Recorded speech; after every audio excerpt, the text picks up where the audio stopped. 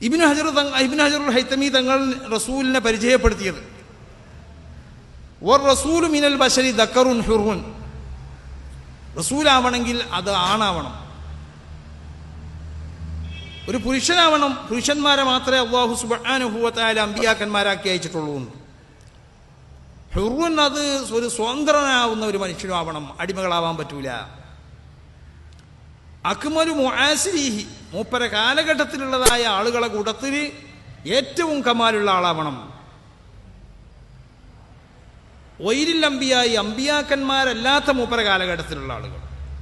അപ്പൊ മൂപ്പര കാലഘട്ടത്തിലുള്ളതായ മനുഷ്യന്മാരെ പരിശോധിച്ചു നോക്കിയാൽ, ആ പരിശോധിച്ചു നോക്കിയതായ മനുഷ്യന്മാരെ കൂട്ടത്തിൽ നിന്നിട്ട് ഏറ്റവും കമാലുള്ളതായ വ്യക്തിത്വത്തിന്റെ ഏറ്റവും എങ്ങനെ കമാല്, എങ്ങനെ പരിപൂർണത, അഖ്ലൻ വ ഫിത്നതൻ വ ഖുവ്വത റഈൻ വ ഖുലുഖൻ, സ്വഭാവ ഗുണങ്ങൾ നന്നാവണം, ബുദ്ധി വേണം, ബുദ്ധി കൂർമ്മത വേണം, വളരെ നല്ല അഭിപ്രായത്തിന്റെ ഉടമയാവണം. അതെല്ലാം പറഞ്ഞിട്ട് ബഹുമാനപ്പെട്ടവർ പറയാണ് മഅസൂമുൻ, ആ മനുഷ്യൻ എന്താവണം, പാപത്തിനെ തൊട്ട് സുരക്ഷിതനുമാവണം, പാപരഹിതനുമാവണം. ഒരു നിലക്കുള്ള ദോഷം മൂപ്പലുണ്ട്. വലൗ മിൻ സഗീറത്തിൻ സഹ്വൻ ഖബ്ല നുബുവത്തി അലല്ല സഹി, വലൗ മിൻ സഗീറത്തിൻ സഹ്വൻ, മഹാനാവുന്ന ഇബ്നു ഹജറുൽ ഹൈതമി തങ്ങൾ രേഖപ്പെടുത്തിയത്. വലൗ മിൻ സഗീറത്തിൻ, അതൊരു ചെറുദോഷം ഉണ്ടാവുന്നതിനെ തൊട്ട് മൂപ്പര് എന്താവണം, പരിശുദ്ധനാവണം. ഒരു ചെറുദോഷം പോലും മൂപ്പരിൽ നിന്നുണ്ടാവാൻ പാടില്ല. സഹുവൻ നിൽക്കും ചെറുദോഷം ഉണ്ടാവാൻ പാടില്ല. ഖബ്ലൻ നുബുവത്തി, നുബുവത്തിന്റെ മുമ്പ് തന്നെ. അലല്ല സഹി, ഇതാണ് പ്രബലമായ അഭിപ്രായം.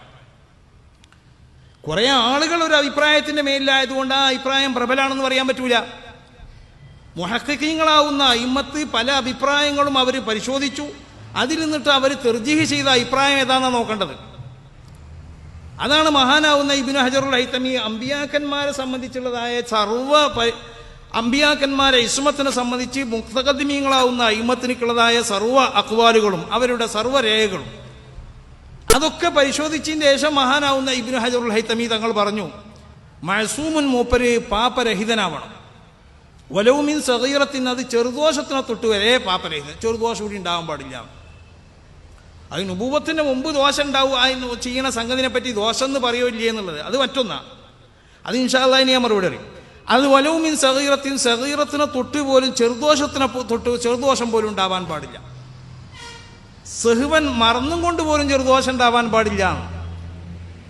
ഖബ്ല നുബുവത്തി, നുബുവത്തിന്റെ മുമ്പ് തന്നെ. അലല്ല സഹീൽ, അപ്പൊ നുബുവത്തിന്റെ മുമ്പ് തന്നെ അമ്പിയാക്കന്മാരിൽ നിന്നിട്ട്. ഇതാണ് ബഹുമാനപ്പെട്ട ശൈഖുനാ ശംസുൽ ഉലമ എപ്പോഴും അമ്പിയാക്കന്മാരെ സംബന്ധിച്ച് പറയുമ്പോൾ ബഹുമാനപ്പെട്ടവർ എപ്പോഴും വളരെ ശക്തിയായി പറയുന്നുണ്ട്. അമ്പിയാക്കന്മാരെന്ന് പറഞ്ഞാൽ അവരെ പ്രസവിക്കപ്പെട്ടോടം മുതൽ അവരെ വഫാത്ത് വരെയുള്ള കാലഘട്ടം, ആ കാലഘട്ടം പരിശോധിച്ച് നോക്കിയാൽ അവരിൽ നിന്നൊരു ചെറുദോഷം പോലും അവരിൽ നിന്നുണ്ടാവില്ല, ഉണ്ടാവാൻ പാടുള്ളതല്ല.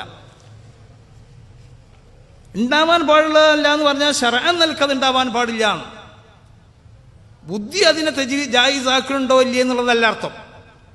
ഉണ്ടായതായിട്ട് ചരിത്രം എന്താക്കാൻ കഴിയൂല. എന്തെങ്കിലും ഒരു സംഭവം അവരെ സംബന്ധിച്ചിടത്തോളം അത് സ്ഥിരപ്പെടുത്താൻ സാധ്യമല്ല.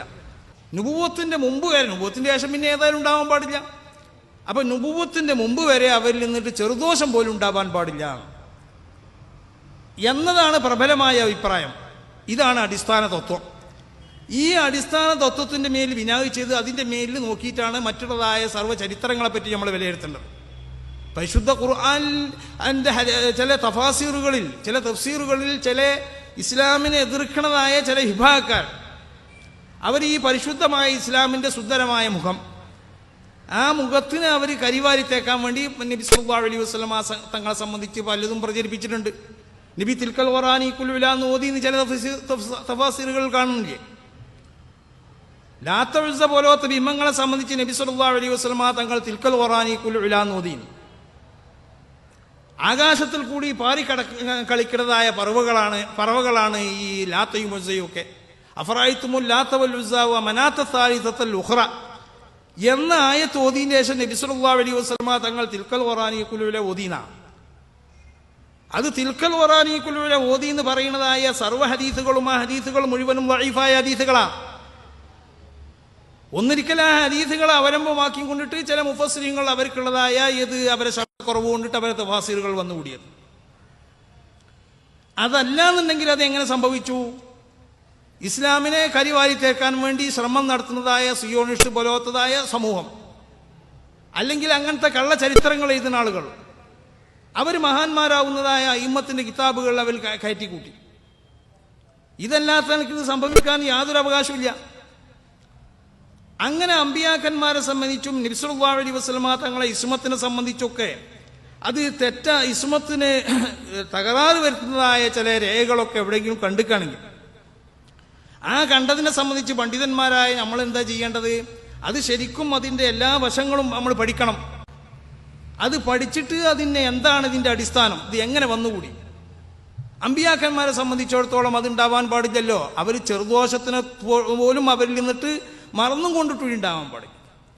നുബുവത്തിന് മുമ്പ് ഉണ്ടാവാൻ പാടില്ല. പിന്നെ അത് എങ്ങനെ വന്നു? അപ്പൊ അവരെ കാലഘട്ടത്തിൽ ഉണ്ടാകുന്നതായ സർവ്വ ആളുകളിൽ നിന്നിട്ടും അവരും എന്താവണം? എല്ലാ നിലക്കും പരിപൂർണത പ്രാപിച്ച ആളുകളാവണം അമ്പിയാക്കന്മാർ.